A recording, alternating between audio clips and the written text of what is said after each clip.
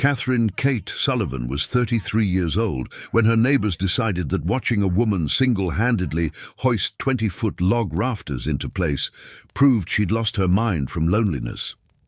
It was June 1873 in Colorado Territory near Leadville, and the mining community had seen plenty of unusual behavior, but nobody built a cabin with a roof peak 16 feet high when an 8-foot ceiling was adequate and required half the materials and labor.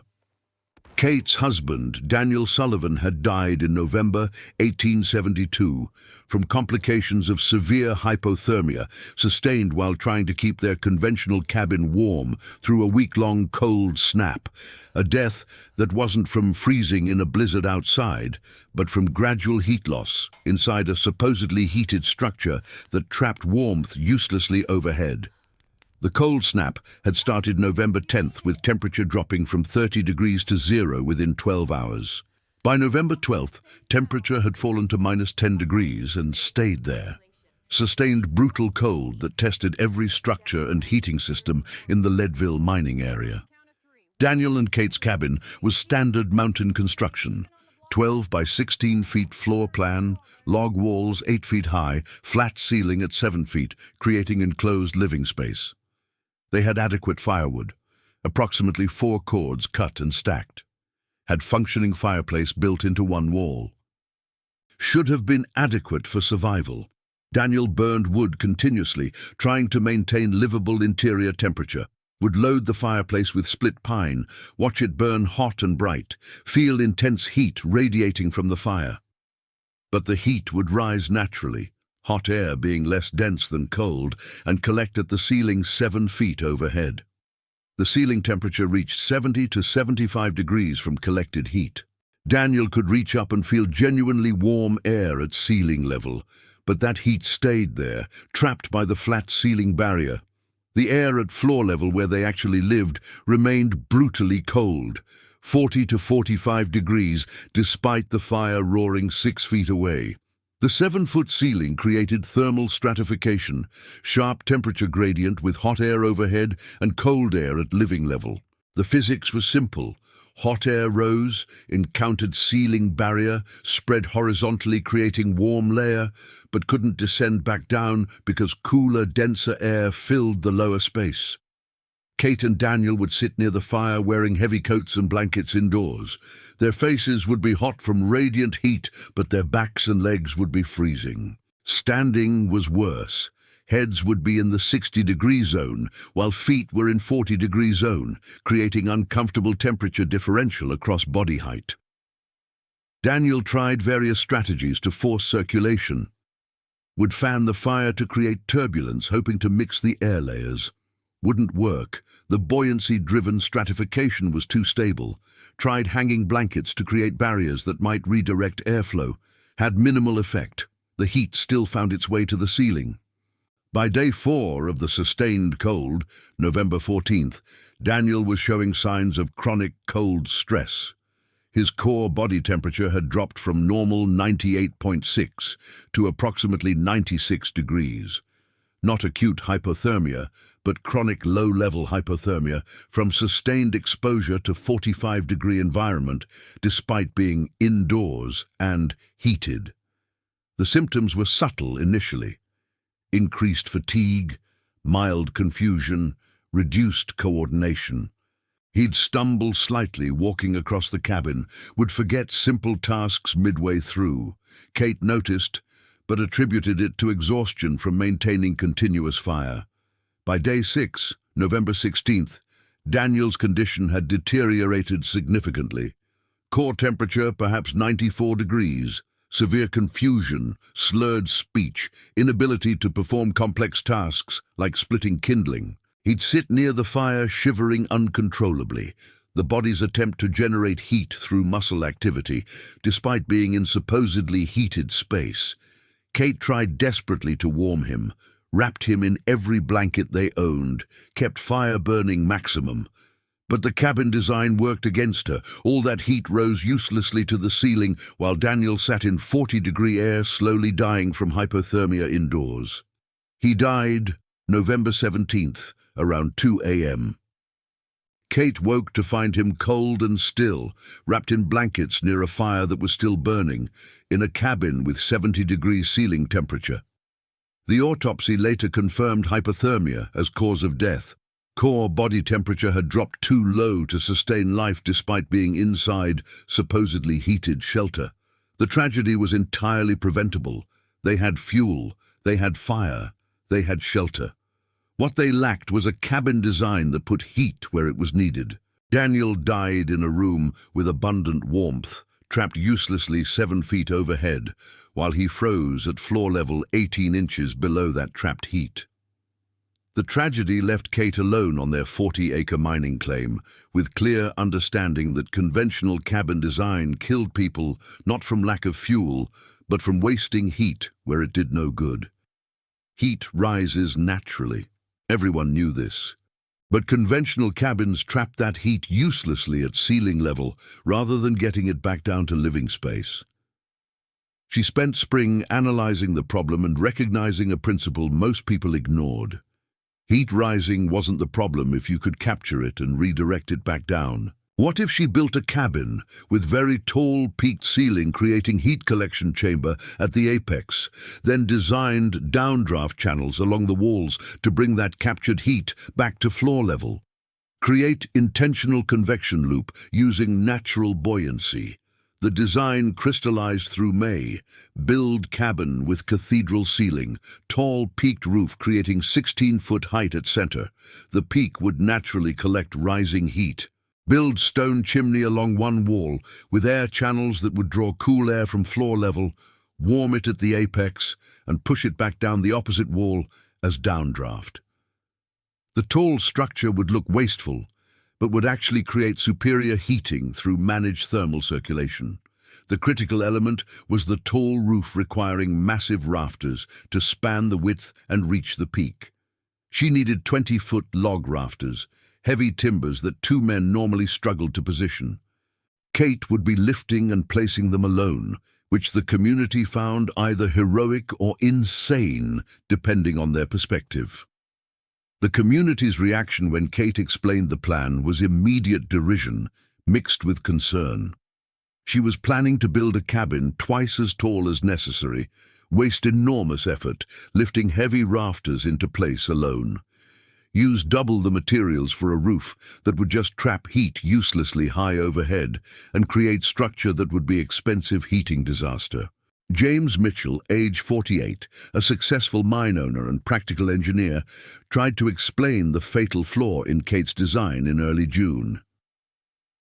"Mrs. Sullivan," he said carefully, "heat rises because hot air is less dense than cold air. This is natural law. Your tall ceiling will collect heat at the peak 16 feet overhead. That heat will stay there being useless. Meanwhile, you'll freeze at floor level. Tall ceilings waste heat. This is why everyone builds low flat ceilings that keep heat close to living space." "Heat rises, yes," Kate agreed. "But if I capture that risen heat and redirect it downward through designed airflow, I get the benefit of natural convection creating circulation rather than stagnation. The tall peak becomes collection chamber. The wall channels become downdraft paths. Warm air at top is pushed down one side, while cool air at bottom is pulled up the other side. Continuous loop." "You're describing a system that requires the heat to flow against natural buoyancy," Mitchell countered. "Hot air won't flow downward voluntarily. Your design violates basic physics." "Hot air flows where pressure gradients push it," Kate explained. "If I create enough updraft on one side pulling air upward to the peak, that creates pressure at the peak that pushes air downward on the opposite side. The system is unbalanced chimney. One side pulling up, forcing the other side to push down. Physics works with me if I design it correctly." "And the effort of lifting 20-foot rafters alone?" asked Sarah Mitchell, James's wife, genuinely concerned about Kate's physical safety. "Those timbers weigh 200 pounds each. You're planning to lift them overhead and position them precisely. One slip and you could be killed." "I'll use lever systems and temporary bracing," Kate said. "Archimedes said, 'Give him a lever long enough and he could move the world.' I don't need to move the world. Just position rafters carefully using mechanical advantage." She proceeded with her plan, despite the warnings and mockery.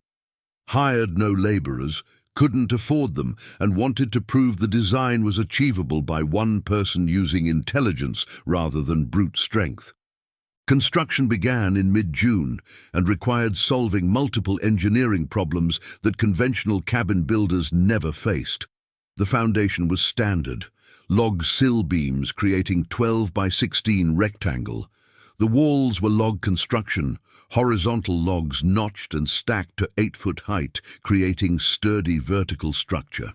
But the roof was completely unconventional. Instead of simple rafters spanning 12 feet to create flat or low-peaked roof, Kate was building cathedral ceiling with peak 16 feet above floor level. This required rafters approximately 20 feet long spanning from wall top to peak, creating 60-degree roof pitch that was far steeper than conventional 30-degree pitch. The rafter timbers were the critical challenge, both physically and structurally. She needed logs approximately 10 inches diameter at base, 20 feet long, straight grain for strength. These weren't small poles, they were substantial structural members, each weighing approximately 200 pounds, requiring strength and technique to position properly. She cut them from nearby pine forest over 2 weeks of hard work, would identify suitable tree, straight trunk, minimal taper, no major branches for first 20 feet. Fell it using axe and saw, a process taking perhaps 3 hours per tree, cutting through 10-inch diameter. Strip the bark using draw knife, reducing weight slightly and preventing rot. Trim to exactly 20 feet length. Drag each log to construction site using her horse and rope. Hitch rope around the log near center of gravity. Attach other end to horse harness. Walk the horse slowly while log dragged behind.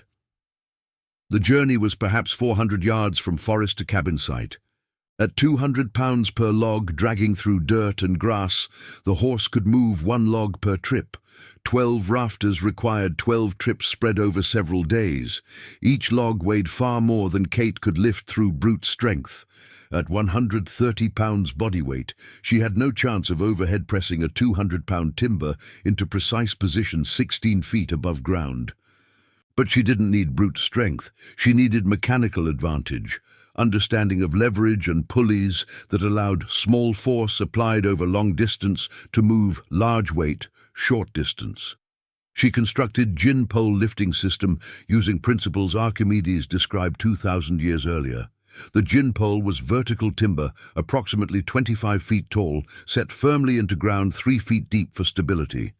At the top of this pole, she attached heavy pulley, grooved wheel that rope could run through, changing direction of applied force. The mechanical advantage was elegant. Attach rope to the load you want to lift. Run the rope up and over the pulley at top of gin pole. Pull down on the free end of rope. Your downward pull is multiplied by the pulley system. Single pulley provides 2-to-1 advantage. Kate's 130 pounds pulling down could lift 260 pounds up. The technique for raising a 20-foot rafter required careful choreography. Position the butt end of the log on top of the 8-foot wall. Secure it temporarily with rope lashing so it couldn't slip sideways. The log now extended from wall top horizontally outward, with its peak end 20 feet away, resting on ground. Attach lifting rope to the peak end of the log. Run the rope up to the gin pole pulley positioned approximately 10 feet from the center of the cabin. Thread the rope through the pulley so Kate could pull downward from ground level. Begin pulling down on the free rope end, walking backward slowly as the rope tightened. The peak end of the rafter would begin rising off ground, rotating around the butt end, secured to wall top as pivot point. The 20-foot timber would rotate upward like hand on a clock, starting horizontal, gradually tilting toward vertical. As Kate pulled, she'd watch the rafter carefully. Too fast and momentum could make it swing dangerously. Too slow and her strength would give out before reaching proper position.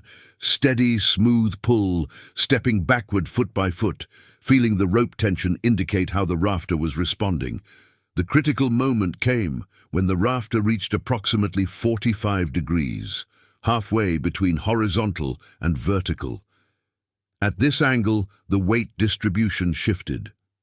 Before 45 degrees, gravity worked against her, trying to pull the peak back down. After 45 degrees, gravity worked with her, trying to pull the peak toward vertical. The transition required careful balance to prevent the rafter from swinging past vertical and falling the opposite direction. As the peak rose above 45 degrees, Kate would slow her pull, controlling ascent carefully. The peak would continue rising toward the center ridge pole, already positioned at 16-foot height. When the peak reached proper height to meet the ridge pole, she'd stop pulling and secure the rope, holding the rafter at that angle. Quick work now with temporary braces, wooden poles propped against the rafter sides, preventing lateral movement. Check alignment, ensuring the rafter was positioned exactly where it belonged. Secure it permanently to the ridge pole using large iron nails and rope lashing. Remove the temporary braces and rope, leaving the rafter locked in position. Total time for one rafter, approximately 6 hours from selecting tree in forest to having it secured in cabin roof. The physical effort was sustained but manageable, more endurance than strength, more technique than muscle. She could work perhaps 6 to 7 hours daily on rafter installation before exhaustion made continuing dangerous. One rafter per day was sustainable pace. 12 rafters required 12 working days, spread over 2 weeks, accounting for rest and weather delays. Community members would ride past and watch her working. Would see this widow alone with gin pole and pulley, massive timber rising gradually into air through her patient backward pulling, precision positioning of structural members that conventional wisdom said required multiple strong men. Some admired the ingenuity and determination. Most shook their heads, thinking she was killing herself for structure that would waste heat anyway. By early July, the rafter framework was complete. 12 20-foot timbers radiating from central ridgepole down to wall tops, creating steep cathedral ceiling. The interior space was dramatically tall, 16 feet at center, creating volume approximately double what conventional cabin enclosed. The critical elements of the thermal circulation system were built into the structure. Along the west wall, she built stone chimney running from floor to peak, conventional fireplace and chimney, but extended to full 16-foot height. The chimney created natural updraft, pulling air upward along that wall. Along the opposite east wall, she built downdraft channel using simple wood frame, creating 6-inch gap between inner wall and outer wall. The channel ran from peak to floor. Cool air would enter at floor level, flow up the chimney side to the peak, then flow down the channel on the opposite side, exiting at floor level, creating continuous loop. The roof covering was conventional. Split shakes over cross poles, providing weather protection. The tall, steep pitch would shed snow effectively, preventing accumulation that could collapse structure. By late July, the cabin was complete and looked exactly as unconventional as predicted. From outside, it appeared absurdly tall for its 12 by 16 footprint, like a church rather than a cabin. The peak was 16 feet high, creating dramatic vertical profile that seemed wasteful. She moved her minimal possessions into the cabin and prepared to test whether her thermal circulation theory worked or was fatal delusion that would kill her first winter. The first heating test came in late October, temperature dropping to 20 degrees overnight. Kate built fire in the fireplace to observe the circulation pattern. Initially, the heat rose naturally to the peak as conventional wisdom predicted. The apex of the cathedral ceiling became noticeably warm while floor level stayed cool. But then the circulation system activated. The warm air collecting at the peak created pressure.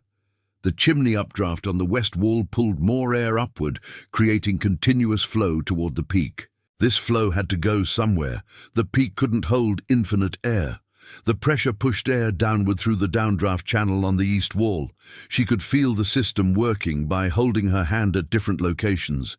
At the base of the chimney wall, cool air being pulled upward. At the peak near the ridge, warm air swirling, being pushed toward the downdraft channel. At the base of the east wall, warm air flowing downward and spreading across the floor. The circulation was gentle but continuous. The 16-foot height that everyone said would waste heat was actually creating natural convection engine. The tall structure gave warm air enough space to develop velocity in the downdraft channel.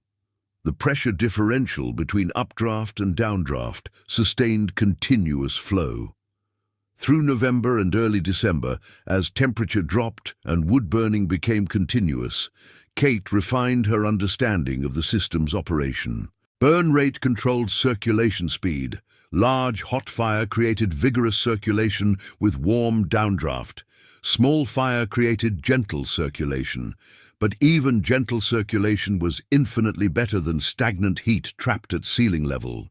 The proof came during the sustained cold snap that arrived December 20th, 10 days of brutal cold, with temperature dropping to -15 degrees, conditions nearly identical to the cold snap that killed Daniel in the conventional cabin, and the ultimate test of whether Kate's cathedral design prevented tragedy or repeated it.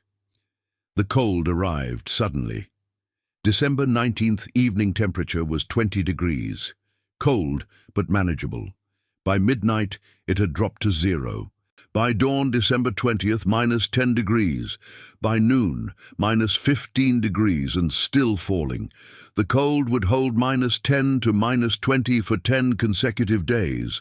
Brutal, sustained freeze that overwhelmed inadequate heating systems. Kate's cathedral cabin faced the cold, with her design fully operational. She'd burn fire in the fireplace, moderate size, not excessive. The heat would rise naturally up the west wall, where chimney created updraft. Collect at the 16-foot peak, creating warm air mass. The pressure from continuous updraft would push warm air into the downdraft channel on the east wall. That warm air would flow downward, exit at floor level, spread across the cabin floor, creating comfortable warmth where she actually lived. The tall, 16-foot ceiling that everyone called wasteful was critical to the circulation. The height gave the downdraft enough distance to develop momentum. Warm air entering the channel at peak would accelerate downward over 16 feet of vertical drop, exiting at floor level with enough velocity to spread across the space, rather than just pudding at the exit. She could stand in the center of the cabin and feel the circulation as physical phenomenon. Gentle breeze flowing across floor from the east wall, downdraft exit, air moving toward the west wall where chimney pulled it upward. Continuous loop-keeping floor-level temperature at 65 degrees while burning wood at moderate rate. The cabin maintained this temperature through the entire 10-day cold snap. Mornings, Kate would wake to interior that was perhaps 60 degrees, slightly cooled overnight as fire reduced to coals. Rebuild fire, watch circulation reactivate, temperature rising back to 65 within an hour. Daytime comfortable warmth, evening still warm, night merely cool rather than freezing. Conventional cabins throughout Leadville struggled against physics that couldn't be overcome by burning more wood. The low flat ceilings created thermal stratification that trapped heat overhead while living space froze. Families would burn wood desperately, achieving nothing but expensive heating of ceiling space nobody used. James Mitchell's household experienced the cold snap from conventional design perspective, trapped in cabin that collected heat at 7-foot ceiling while floor level froze. His cabin was well built with thick log walls and proper fireplace. They had adequate firewood, approximately 4 cords that should last winter. Their only deficiency was the conventional low ceiling design that everyone used. Mitchell burned wood continuously from December 20th onward, trying to maintain livable temperature. Would load fireplace with split pine, watch it burn hot and bright, feel intense, radiant heat. But the heat would rise to 7-foot ceiling and stop there.